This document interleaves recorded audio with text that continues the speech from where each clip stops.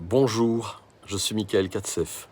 Hier, je vous ai parlé des rêves et en reposant mon attention sur les rêves, je me suis dit, il y a des bons rêves et des mauvais rêves.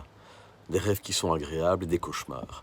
Et aujourd'hui, je voudrais vous parler de ce regard que l'on pose sur les bons rêves, les rêves qui sont agréables et les rêves qui sont inconfortables. Donc ma question est de savoir s'il y a quelque chose de bon et quelque chose de mauvais.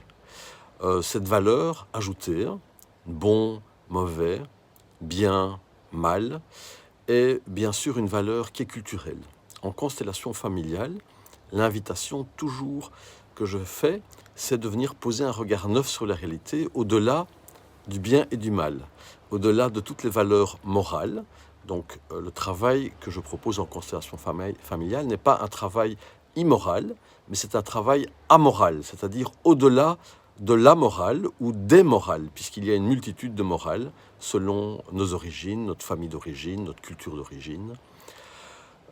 Et donc, c'est important de pouvoir voir la réalité telle qu'elle est, au-delà de notre culture personnelle, c'est-à-dire de notre culture familiale, au-delà de nos idéaux, au-delà de nos croyances, au-delà de nos religions, au-delà de nos élans, au-delà de notre volonté, nous pouvons voir la réalité de façon factuelle, c'est-à-dire être présent à la réalité telle qu'elle est, sans une vision manichéenne, c'est-à-dire le bien et le mal, c'est bon, c'est mauvais. On pourrait dire c'est plaisant ou c'est déplaisant. Et on devrait dire peut-être c'est plaisant maintenant, pour moi, ou ça m'est déplaisant maintenant. Peut-être que demain, ce sera différent.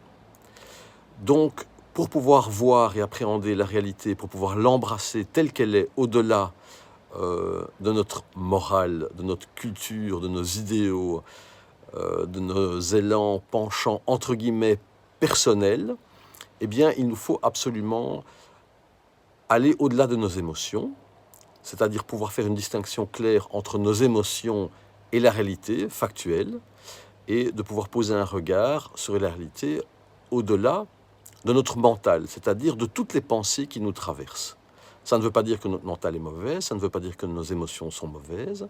Nos émotions sont présentes, nous ne sommes pas obligés de nous identifier, de nous laisser emporter par nos émotions.